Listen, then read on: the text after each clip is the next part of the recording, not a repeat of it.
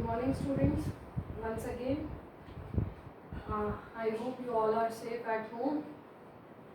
बाहर जाने का हमारे पास कोई रास्ता नहीं है. We all are in a lockdown situations, and I hope you must be doing regularly continuing studies. और बच्चे very soon these are some of the concepts which are basically practical applicable while you will be doing the practical as part. So अभी हमने इससे पहले कई सारे concepts कर लिए हैं. Accrual concept was one of the among the most important accounting concept which you have to keep it into mind. And now these are very small concepts which I have taken now. With previous lecture was of very simple dual concept, and now again these are two concepts which I have taken together. These are very simple concepts, and but only thing is keep it into mind is just remember these concepts. Because while doing the equation, you would the moment you will be doing, you have to get stuck in your mind कि हाँ हमने ऐसा पढ़ा था, ऐसा एक method था. और even if you are going for an practical aspect, जब आप कंपनीज में जाओगे काम करोगे तो you would remind these things, आपको याद आएंगी. यू विल रिमेंबर कि हाँ हमने ऐसे कुछ प्रिंसिपल्स, कुछ कंसेप्ट हमने करे थे. तो बेटा टुडे हम आगे चलेंगे जो नाम है consistency concept. Now I have written a very less so that you could hear me much. Consistency concept क्या होता है? देखो बेटा, consistency होता है कि हम लोग किसी भी particular method को, किसी भी method को अगर हम accounting में follow कर रहे हैं तो उस method को हमने longer period of time के लिए use करना है.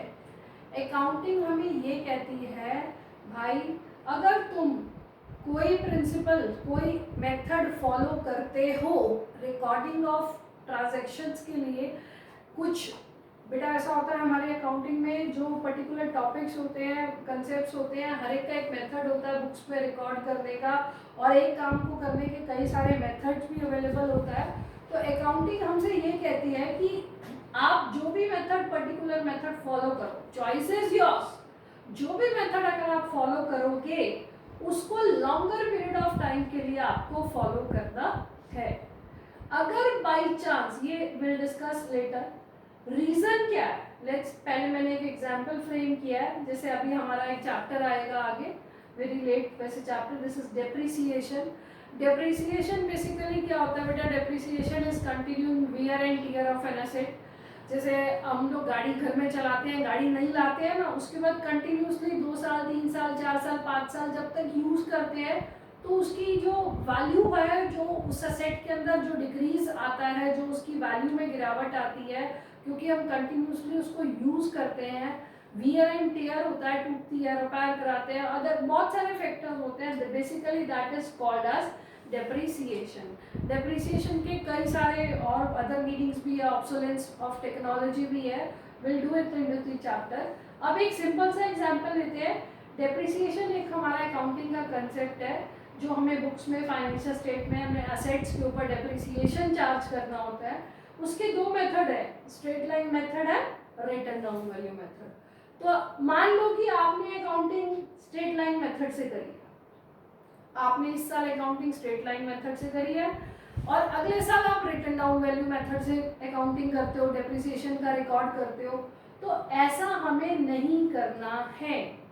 अकाउंटिंग ये कहती है, कंसेप्ट ये कहता है कि जो मेथड हमने वंस फॉलो किया है आप उसको लॉन्गर पीरियड ऑफ टाइम के लिए फॉलो करो, लंबे समय के लिए सिर्फ उसी मेथड को फॉलो करो. ऐसा क्यों? ऐसा इसलिए होता है बेटा बिकॉज प्रॉफिटेबिलिटी सबसे इंपॉर्टेंट चीज होती है ऑर्गेनाइजेशन के लिए. प्रॉफिट्स, इस साल के प्रॉफिट्स को पिछले साल के साथ प्रॉफिट्स को कंपेयर करने के लिए कैसे पता लगेगा कि मेरा इस साल का प्रॉफिट ज़्यादा आया या कम आया? जब मैं उस पर्टिकुलर प्रॉफिट को, उस पर्टिकुलर अमाउंट को कंपेयर करूंगी पिछले साल से, और अगर मैंने पिछले साल कोई और मेथड फॉलो किया है, इस साल मैंने कोई और मेथड फॉलो किया है, तो मेरी प्रॉफिटेबिलिटी जो है वो सही नहीं आएगी. That will be a different because of the different following of the methods. So this is the main reason behind that the accounting says, concept says that which particular method you are adopting, that has to be taken into consideration for a longer period of time.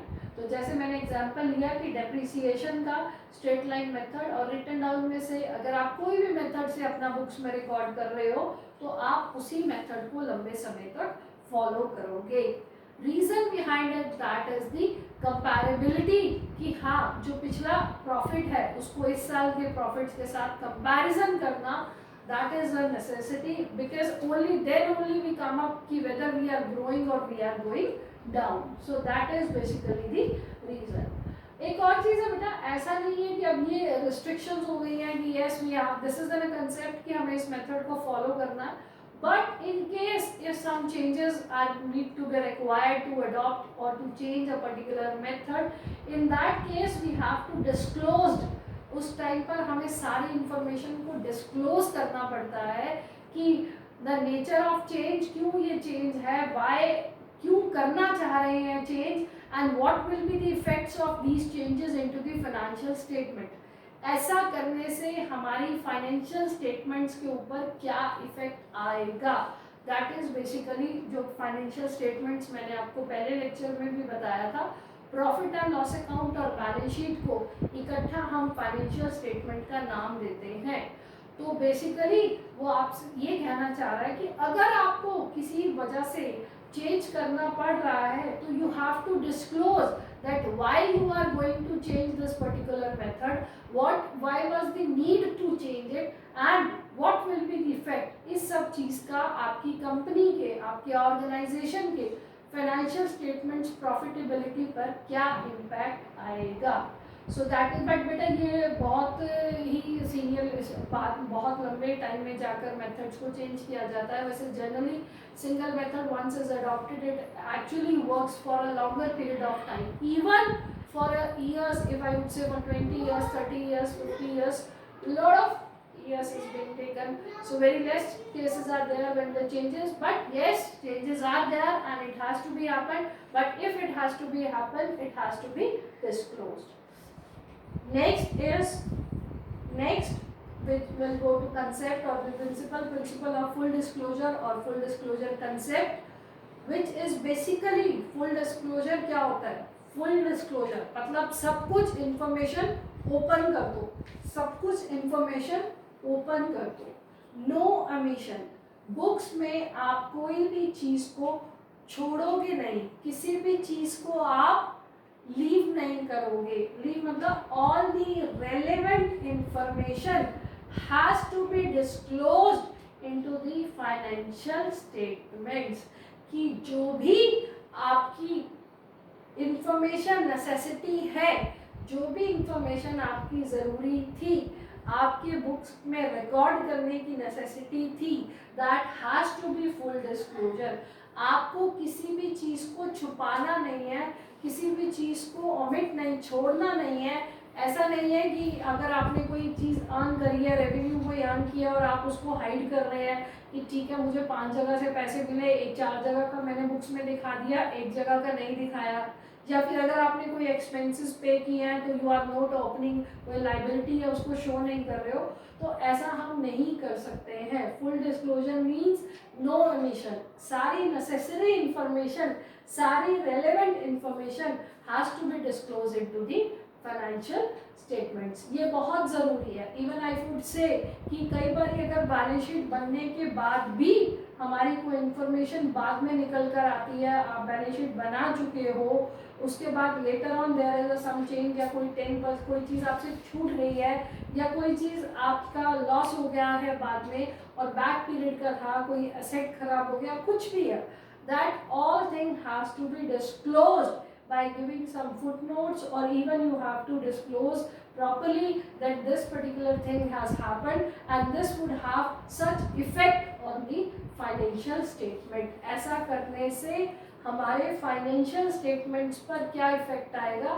Financial statement means हमारी profitability और हमारी balance sheet पर क्या effect आएगा, वो सारी information आपको disclose करनी पड़ती है. Disclose is again that opening, और you have to open, you have to share all the necessary, all the important, all the relevant information into the books of the accounts.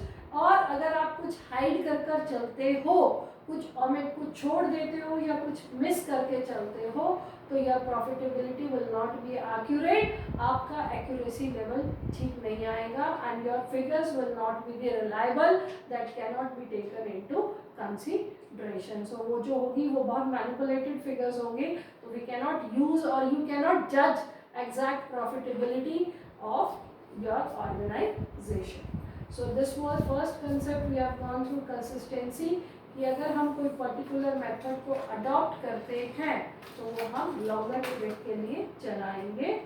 और full disclosure method आप concept आपको कहना चाहता है कि books में किसी भी चीज़ को आपने छोड़ना नहीं है. जो आपके रिकॉर्डिंग के लिए, जो आपकी अकाउंटिंग के लिए नेसेसरी रेलेवेंट इंफॉर्मेशन है, उसको पूरा का पूरा डिस्क्लोज करना है. So this was the full disclosure is not as such as a big concept to understand. So only you have to keep it into your mind, and you can write some brief explanation into your notebook so that you could have command of that. At last, if anybody is facing any problem, any doubts, they can call me. The number is being written over here. Thank you. Thank you so much.